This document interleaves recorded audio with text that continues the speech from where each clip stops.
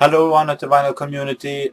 I'm here again with another clip, and it's been 27 days since New Year's Eve, and I noticed that many have already done their best of 2013 videos, so I thought that I was also going to show how much fun I've been having during the past year buying records. So here's my best of 2013 video.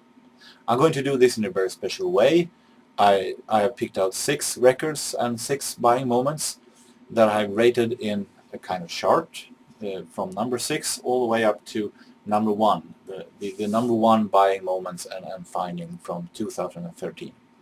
So I'm going to start right away with number 6, and during a year here in Sundsvall we have 2 record fairs, one in April in the spring and one in autumn in October. And when it was the autumn record fair, I had just gotten home from Stockholm 1 week earlier and bought a lot of records there.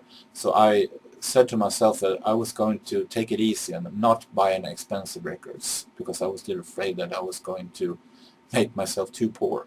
And I think I managed pretty good with that, and still coming home with a lot of interesting records, even though very few had this wow feeling. But one record that I was extremely happy to find was this one. This is Paul Young, and an album that I think is made for the Japanese market exclusively.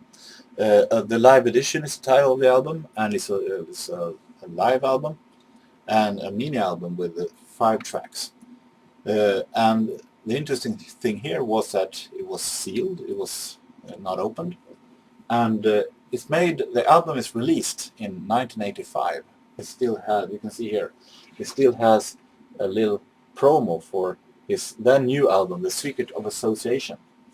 But the concert itself was made in 1983, and the songs are mainly from his debut album No Parallels, including the song Wherever I Lay My Hat, which also is on this album.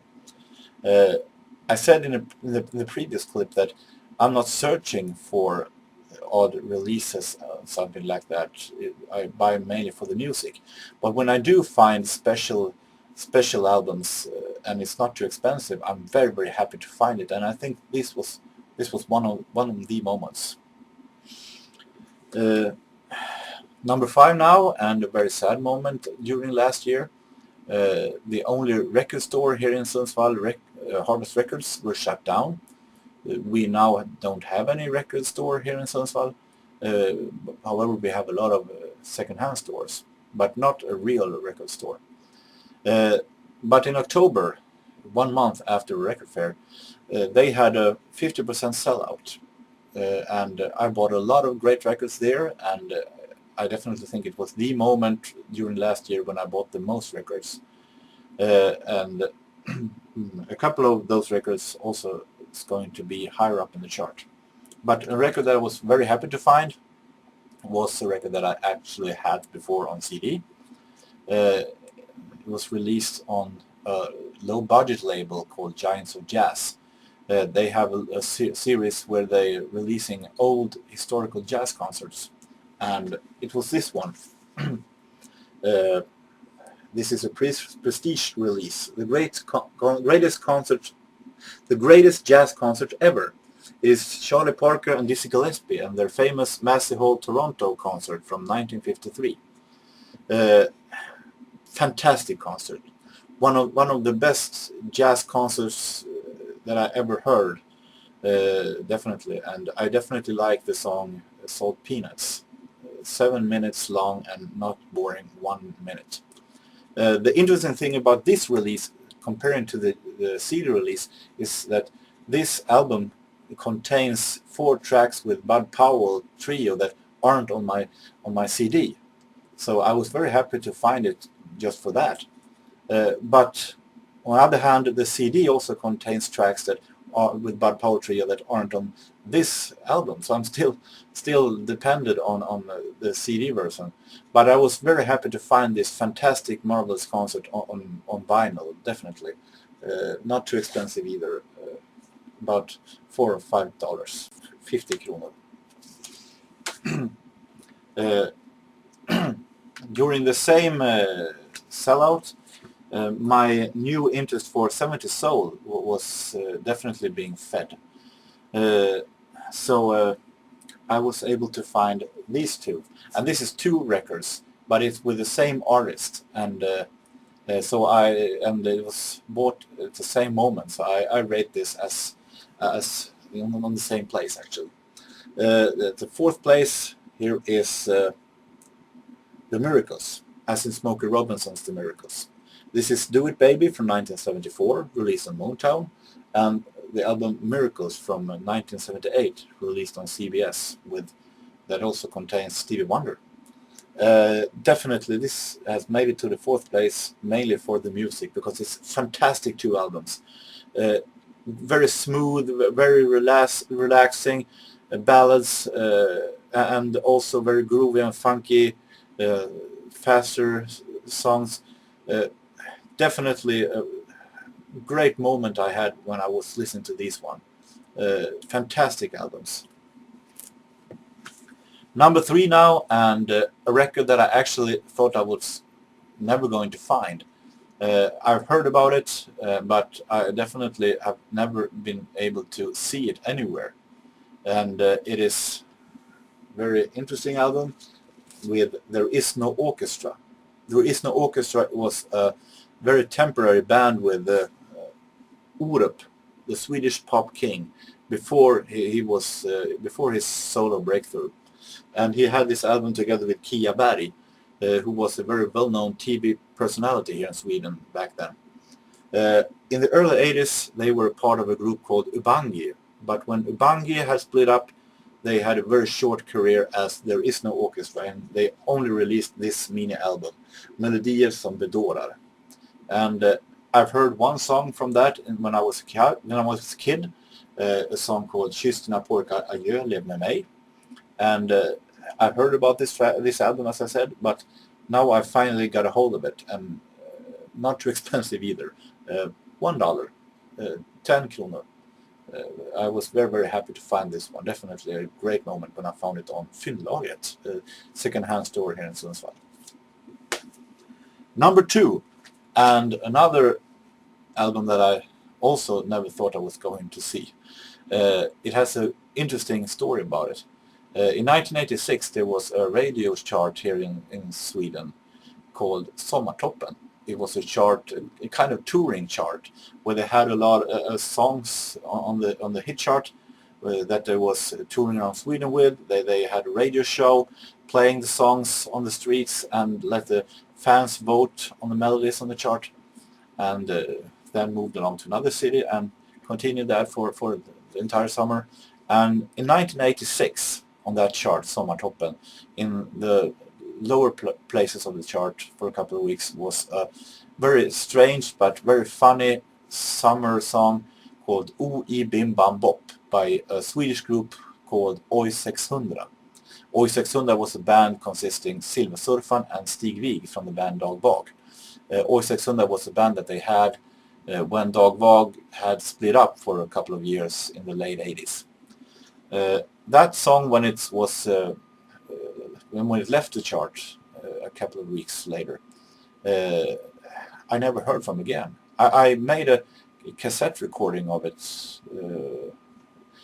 from Sommartoppen, but I actually never saw the record. I never saw the single in any store. I never saw it in any second-hand store, and it was never played on the radio again.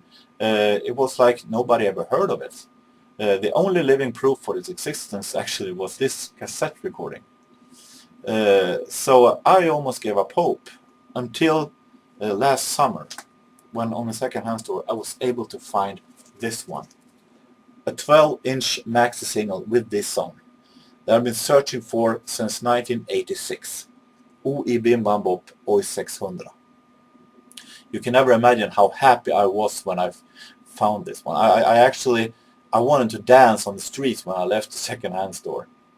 And not only that, because a couple of months later, on the 50% sellouts, I all of a sudden was able to find this one also. An entire album with Oj 600. An album called Vill ha allt. This one is from 1985. It's 1 year earlier than O I Bim Bam Bop, so that song is not on this album. But it was definitely fun thing to find, and it is a very, very interesting album. especially I like the song Kryper i mig. It's a great song that sometimes leans a little towards punk rock, but still with one foot in the 80s pop music. But this one was definitely fun to have. But the second place comes to this one, of course. It could have been making to the number one spot, but there was one moment that actually passed this one, and I'm going to go to that right now. Number one spot, the best buying moment, the best finding from 2013 takes me back to pardon, takes me back to the spring record fair that I think was the better record fair than in the autumn. I had a great time there. I was buying a lot of 7-inch singles with songs that I actually been looking for quite some time. I found a George Benson album from 1979, honorable mention, I might add, a great record finding. But I went to a seller that had 50% sellout on his records, and I went through his records and was able to find a record with a Swedish artist that I definitely love, that I'm a huge fan of. Maybe it's the Swedish artist that I actually like the most. He's an artist that actually he has fantastic lyrics, very personal lyrics that you can recognize yourself in. He has a very unique and special voice that I definitely like, and he has also a sound that sounds very much like singer-songwriting style, but very smooth, very relaxing, and I'm talking about Peter Lemark, fantastic Swedish singer and composer. I was able to find his second album ever, Cirkus Cirkus, from 1983. And this is a very, very special album. It was supposed to cost 40 kronor, which is about $4, and I got it for half of the price. And when I actually have bought this one, I thought to myself that now I'm only missing one record until I have all Peter Lemark's albums, at least the one with the studio albums with newer songs.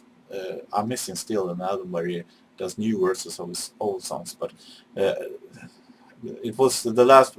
I only had one before I had the entire collection with his studio albums, and it takes 20 minutes until I passes another seller that has a lot of CD records.